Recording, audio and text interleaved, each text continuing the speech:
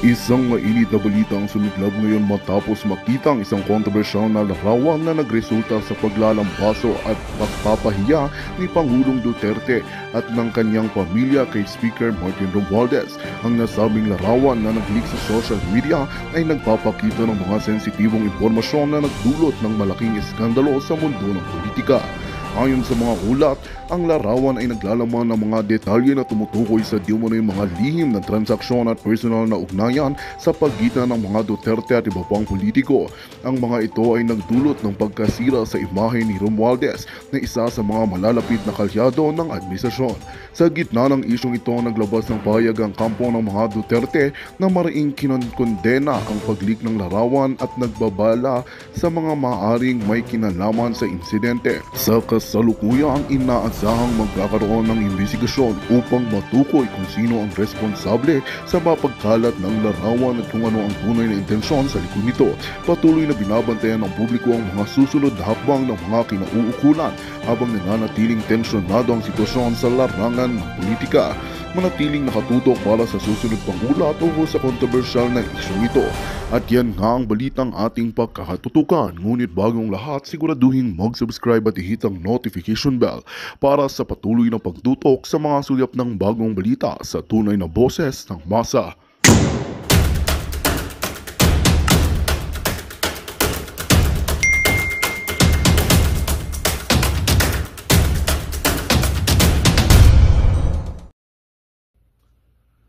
Magandang araw mga kaibigan.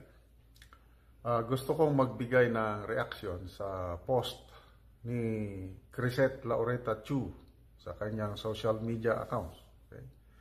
Isa itong si Crisette sa mga pinakamatalino at pinaka-influential na vloggers sa Pilipinas ngayon, diehard Duterte supporter. Okay, ito. Basahin ko 24-year-old Basti Duterte in 2013 Leyte, helping carry cadavers and clean up heavily affected areas during the aftermath of Yolanda. Okay, sa post ni Crisette, nandyan yung litrato ni Basti Duterte, yung na nakaupo dyan, na naka-black, parang nagpapahinga. Talagang nandun pala si hindi lang si PRRD ang nandun pala nung just after Yolanda, pati itong si Basti Duterte, bata pa siya noon. Okay, so dagdag sa post. Pictures that even I have not seen till now. Pictures that Martin Romualdez cannot buy because, as his congressman Judy Asedri admits, he was busy barking orders from Manila and would not stay in Tacloban. Brown out nga naman at amoy patay at walang makain. This is what real public service looks like. To all Filipinos over the Philippines, huwag kayo ma-impress sa pinagtatapal sa inyo na 10,000 pesos dahil galing yan sa tax nating lahat. Hindi yan galing sa bulsa nila. Ginagamit nila ang tax natin para pabanguhin ang pangalan nila kasi wala silang ganito, yung public service. Consistency and true, sincere public service, the mark of Duterte. Sana nga tama that Basti is going to shape up as somebody very much like his father. Wala kayong ganito, Martin. Puro kayo photo ops. Puro kayo utos. puro kayo senyorito. Charis. And then, yan na. Grabe, no? Ngayon ko lang nakita ito, litrato ni Basti na nandun talaga sa Tacloban, ano? Tumutulong pagbuhat sa mga nasawing palad, paglilinis, pagdidistribute ng ano. Ito napakalaking pagkakamali na naman ng Pangulo, yung nag-remarks pa siya na walang nagawa ang Duterte administration sa Yolanda. Dito na nag-ugat lahat, kaya naglabasan itong mga pictures na ito. It's a common knowledge na ang unang dumating na tumulong sa Tacloban ang grupo ni then Mayor Rodrigo Roa Duterte kasama ang kanyang anak na si Baste. So ito, nakakahiya ay Speaker Martin Romualdez. Nasaan siya by that time?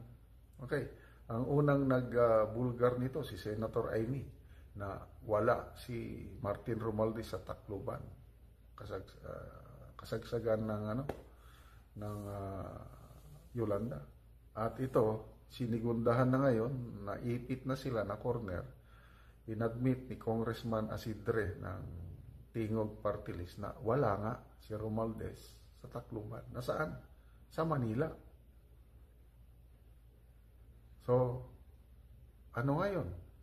Mr. President, ang pinsan mo, mismong lugar niya, wala siya doon. Mabuti pa ang mga Duterte. Mabilis. Nagpunta doon. So, tapos sasabihin ninyo na walang nagawa ang mga Duterte. Ako, hindi pa presidente ang Tatay Digong. Nandun na siya. How much more nung presidente na siya? Marami nang naglalabasan ngayon. Mabuti na lang at maraming vloggers na pumunta sa Tacloban. Ini-interview ang mga residente. Pinapasinungalingan nila ang statement ng Pangulo. Tinatawag nila ang Pangulong sinungaling. Bakit? Ang daming nagawa ng mga Duterte doon. So, ito, salamat sa consistency. To mag-focus ako dito sa statement ni Crisette na consistency and true, sincere public service. That's the mark of a Duterte. I agree. Ako, matagal na ako sa Mindanao. 1985, dumating ang pamilya ko sa Mindanao. Up to now, Mindanao na kami. Palagi kaming magbisita sa Davao. Talagang ang feedback ng mga tao tungkol sa mga Duterte is makatao sila. Hindi sila mapagmataas, no? Pero natapos yung 6-year term ni PRRD as president. May bato ba sa kanya na korupsyon? Nagka-mansyon ba siya? Nagkabahay ba siya? Wala. Saan siya nakatira? Doon pa rin sa lumang bahay nila. Yung minana pa niya sa kanyang mga Kita ko yung bahay nila sa Davao. Talagang hindi mo akalaing bahay ng presidente. Kahit mayor, hindi nga. Ordinaryong bahay. Yun. Tapos, ang asenso ng Davao. Noong 1985, dumating ako sa Mindanao, talagang napakagulo ang Davao na kulang sa development. But because of the Dutertes, yung sincere, real public service nila, umangat ang Davao. Ang pinakasinsadong syudad sa buong Mindanao is wala nang iba kundi Davao. Yun po, ang tatak Duterte. And then, President Duterte lang ang presidente na may pinakamataas na rating mula sa satisfaction and trust rating mula sa pagsimula hanggang natapos siya, excellent pa rin. Ang taas. Umalis siya sa pwesto, nasa 80 plus ang kanyang satisfaction and trust rating. Kumpara mo sa administrasyon ngayon, hindi pa siya nakadalawang taon. Wala na. Pabulusok na ang kanyang satisfaction and trust rating. ang pinakahuling ano niya is 49% na lang yung kanyang satisfaction rating ni PBBM. Wala, na nagsimula, maganda pa ang lahat. Naka 80 plus din ata siya. Maganda, excellent. Kaya lang, after 2 years, ang taong bayan nagmamasid. Iba na ang nakikita. Taliwas na. Nung umpisa maganda. Kasi buo pa ang unit team. Yung first year of panunungkulan, okay pa eh. Kaya nagsimulang lahat nung may nakialam na. Nung nandyan pa si Atty. Vic Rodriguez, maganda. Sayang eh.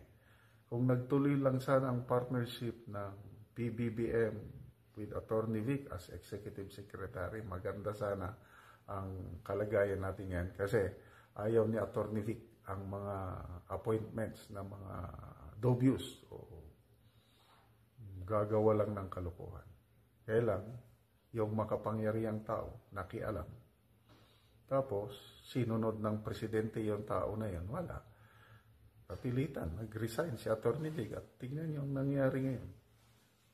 Ang ating bansa, palubog na. Inflation, hindi nila masalanta, hindi nila ma-stop. Tapos, tuloy pa rin ang problema natin sa droga, smuggling, hoarding, tapos political unrest, yung mga ano nila sa People's Initiative, Charter Change, Senate Codita, kung ano-ano pang, so, grabe. So, sana next time, mag-isip muna sila bago magbitaw ng remarks na walang nagawa ang mga Duterte. Kasi, and you will know the truth, and the truth shall set you free. Tatak Duterte, maaasahan. Wala pa sila sa power noon sa Pilipinas. Nagsisilbi na sila na behind camera. Hindi katulad ngayon, yung isa dyan na palaging photo ops, ang galing, lahat ng galaw niya. May press release, lahat ng galaw niya. May binabandera sa media. At anong resulta? Ang mga presidential surveys, palaging kulelat, hindi makakuha kahit 1%, nakakaawa.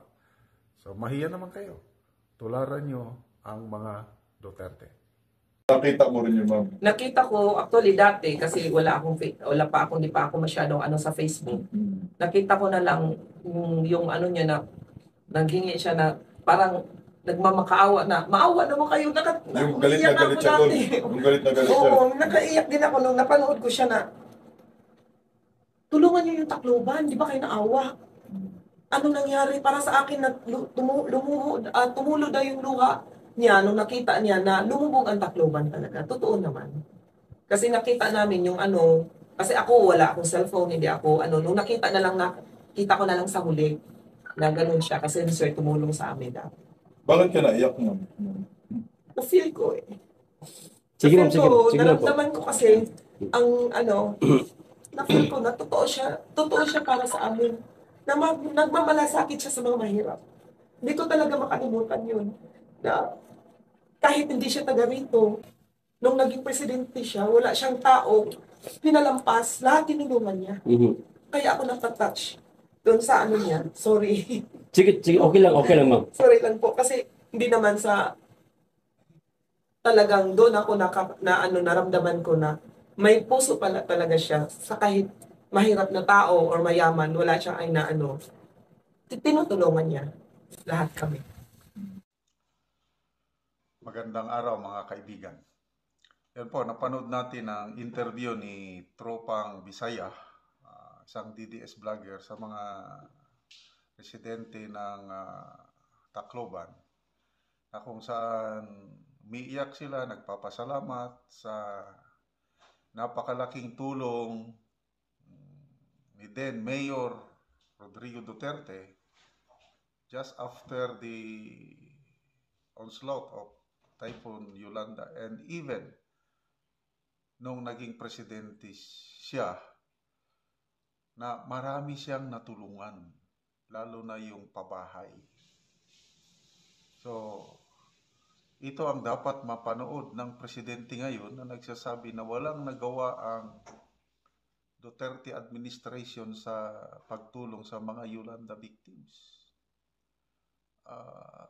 Sobrang ano yun, very insensitive remarks ng isang presidente. Dapat sana, pwedeng may kulang pa, hindi pa tapos. Ganun sana. In fairness naman sa Aquino administration, sinimulan nila. Kasi grabe ang devastation. Hindi naman matatapos ng isang administration. So, may nagawa kaunti ang Aquino administration, pinagpatuloy ng Duterte, ngayon, itutuloy din, tatapusin ba ng Marcos, ganun. Sana hindi yung sabihin na walang nagawa. That's too much. Okay. So, dito sa interview ni Didi Tropang Bisaya, by the way, please subscribe kay Tropang Bisaya, isang masipag na DDS vlogger. Ang link ng kanyang channel ilagay ko sa ating description box. Paki-subscribe naman, napakasipag vlogger na ito. Okay. So, pag-alaman ko sa interview na ito is nakapagpatayo si PRRD, maliban sa house and lot, may bypass road, kalsada, may hospital, basta marami siyang ginawa doon. Posible yung 6 years na walang nagawa. Meron at meron. Siguro kulang pa. So yung kakulangan, di dapat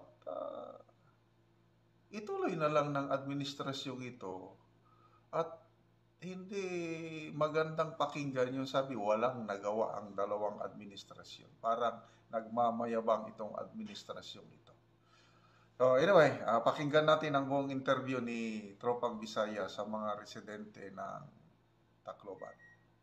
Linawin lang natin, ma'am. Lahat ba ng mga nakatira dito, ma'am, ay mga biktima ng Yolanda? Yes po, lahat po biktima ng Yolanda. Kasi hindi naman po pwede na magpunta dito na hindi po biktima ng Yolanda. Lahat po kami. Anong taon, ma'am, na-distribute ito sa Actually, ako, 2018 na ako na dito. 2018? Yes po. So, during Duterte admin? Yes po. Hindi ko na po. Ma'am, bukod sa pabahay, ma'am, after Yolanda, sa Baguio, ano pa ba ang naitulong ni Tatay Digong sa mga biktima ng Yolanda? Marami po, sir eh. Kasi nung naalala ko nung Yolanda, malaki namang truck ang nakapunta dito, yung mga dump truck. Nakalagay naman Davao. Yun lang ang namin na baka sa kanya yun. Kasi wala naman nakalagay doon Duterte. From the people of Davao. Pero nakita lang namin, yun lang ang iniisip ko nung nag-Yolanda, nabasa ko, Davao. So isip ko, kay Duterte. Ma'am, may idea kayo, maliban sa pabahay na nagawa ni former President Rodrigo Duterte dito sa Tacloban, meron pa ba kayong alam na mga proyekto ng nakaraang administrasyon na nakikita ngayon o na papakinabangan ngayon ng mga kababayan ninyo? Yes po, yung road, bypass road. Opo. Kasi yan naman po ang project niya eh. Yun ang namin, kahit saan. Itong bypass road, dati sa kanya talaga yun. Ano pa po? Hospital siya. Hospital na Yes po, yes. Oo, yung hospital. Anong pangalan ng hospital yun, ma'am? Yung AVRMC. Anong yun? Sa region yan eh. Pero parang wala ng R, AVMC na lang. Sige na lang. Eastern Okay po. Visayas. So sa madaling Eastern Visayas. May regional man dati. Regional. Pero ito na ngayon, Eastern Visayas, wala ng R, AVMC na lang. So yung hospital na yan ay pinagawa na Duterte yun. Duterte Sa kanya pa naman yan dati. So malinaw po na ang nakaraang administrasyon maraming nagawa dito sa Tacloban. Oo, sa akin lang, mayroon naman din. Opo. Oo. Malinaw naman po na nakatulong naman po dito sa amin. So repasuhin na po natin yung mga nagawa ni former President Duterte, ma'am. Itong pabahay, bypass road, at saka yung hospital. Baka meron pang iba. Meron pa, ma'am, na hindi namin na... Wala po ako kasi dito sa pabahay, yun lang ang ko na. Marami pa siguro, pero hindi ko lang. Kalsada pa, bukod sa mga... Oo, ito dito yung yung kalsada dito sa Panorte. Ayun. Ayan, oo. Sa kanya naman po yun. Gumanda-ganda po. Yung mga kalsada noon na hindi nadadaanan, napaayos ng Duterte? Yung tubig. Tubig din. Yes, tubig oo. din. Saan patubig? Dito Tinutukoy niyo po? Prime water kasi ngayon eh. Mhm. Oo, kaya sa kanya pa naman yun. Noong Duterte. Oo. Paano kami dito? Saan po pumapasok yung tubig ngayon ng sa mga bahay?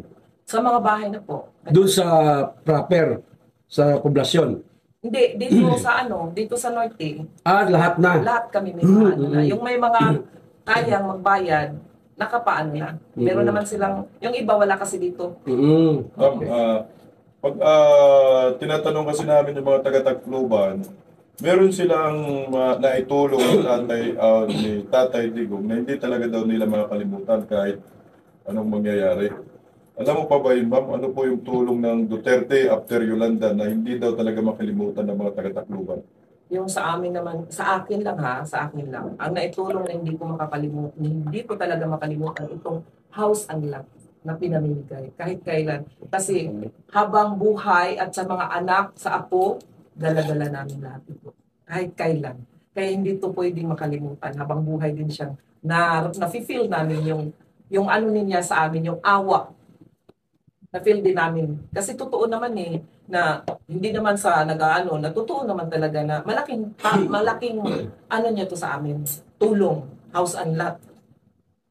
Yung iba naman, yung aftermath ng Yolanda, dahil mayor pa si Tatay Digong, pumunta lahat ng medical team. Yung mga rescue team, pumunta 911. Yung sinabi mo kanina na may mga relief goods na Ay, oo. Oo, yun yung pinakaunang nag-response, Mayor Duterte that time. Nakita mo rin yun, ma'am? Nakita ko, actually dati, kasi hindi pa ako masyadong sa Facebook. Nakita ko na lang yung ano niya na, naghingi siya na parang nagmamakaawa na, maawa naman kayo, yung galit na galit siya doon. Yung galit na galit siya. Oo, nakaiyak din ako nung napanood ko siya na, tulungan niyo yung Tacloban, di ba kayo naawa? Anong nangyari para sa akin na tumulo daw yung luha niya nung nakita niya na lumubog ang Tacloban talaga. Totoo naman. Kasi nakita namin yung kasi ako wala akong cellphone, hindi ako nung nakita ko na lang sa huli na ganun siya kasi sir tumulong sa amin dati. Bakit ka naiyak, ma'am? Na-feel ko Sige ma'am, sige. Sige lang po. naramdaman ko kasi ang na-feel ko na totoo siya para sa amin. Na nagmamalasakit siya sa mga mahirap. Hindi ko talaga makalimutan yun. Na kahit hindi siya taga rito, nung naging presidente siya, wala siyang tao, pinalampas, lahat tinulungan niya. Kaya ako natatouch doon sa niya. Sorry. Sige, okay lang ma'am. Sorry lang po. Kasi hindi naman sa talagang doon ako naramdaman ko na may puso pala talaga siya sa kahit mahirap na tao or mayaman, wala siyang tinutulungan niya. Lahat kami. Actually, ma'am, hindi lang ikaw yung natatouch nun kasi halos lahat ng taga-Yolanda o taga-Tacloban ay yun ang hindi talaga makakalimutan. Yung biglang dumating yung isang Rodrigo Duterte kasama yung team ng 911. Nagre-rescue lahat ng mga patay, ma'am. Kasama yun. Oo nga So, talaga, nakita ko naman yung nila, yung truck na mga malalaki. Naramdaman niyo po ang tunay na pagmamahal ng dating Pangulo. Yes po, doon ko po nakita, kaya na-touch ako kasi doon ko po na. Samantalang hindi pa siya Pangulo nun. Hindi pa po. Nung Yolanda, pumasok si Yolanda. Mayor pa lang siya noon ng Davao. Yes po. Ko talaga na may pagmamahal talaga siya sa bayan. Kaya mas lalo na nung naging presidente na siya. Yes po. Kaya nga malaking tulong itong house and lot na pinigay niya sa amin. Kasi hindi lang sa akin, sa mga anak ko, sa mga apo pa rin. May kasama ka bang pamilya, ma'am, na biktima ng Yolanda? Napaslang? Kasi actually, mga kaibigan lang. Wala naman akong pamilya dito Ako lang kasi nandito sa Tacloban nung time na yun. Ma'am, ano po ang inyong meron kasing mga nagsasabi na si former President Rodrigo Roa Duterte ay wala umanong naitulong sa biktima ng Yolanda sa Tacloban. Actually, yung sa akin lang naman po, sinabi ko lang ng totoo. Mahirap naman din po ako magsinungaling na lahat kami dito na nandito na tulungan ni President Duterte. Mahirap naman din po ako magsabi na hindi totoo, na sa totoo naman po, ay totoo naman po nakakatulong po. ano po ang inyong mensahe sa mga taong nanguhusga kay Pangulong Duterte na wala daw natulong yan sa Yolanda? Siguro, nasabi nila yon kasi baka hindi sila natulungan dati, baka wala sila dito nung dati. Kaya nasabi nila yon. Pero kami na nandito nung time ni Yolanda at saka nung nangyari sa amin na ngayon na nabigyan kami, malaking tulong para sa amin. Kayo yung magpapatunay na Yes maraming po. nagawa yung Rodrigo Yes. Duterte sa panahon ng termino niya. Ma'am, Yes po. sa palagay nyo, yung mga nagsasabi na walang nagawa ang dating Presidenteng Duterte, hindi kaya paninira lang? Para sa akin, hindi naman po natin masabi kasi napaninira. Siguro, para part sa kanila, may sabi natin. Kasi ang sa akin lang, nagsabi lang ako ng totoo, na malaking naitulong sa amin. Maraming naitulong at malaking naitulong sa amin. Na hanggang ngayon Hanggang ngayon. pinakikinabangan. Yes po. I think mga nabigay yata ma'am na mga units, housing unit, kung hindi ako nagkakamali, na-distribute ni Tatay Digong bago siya bumaba ay 205,000 housing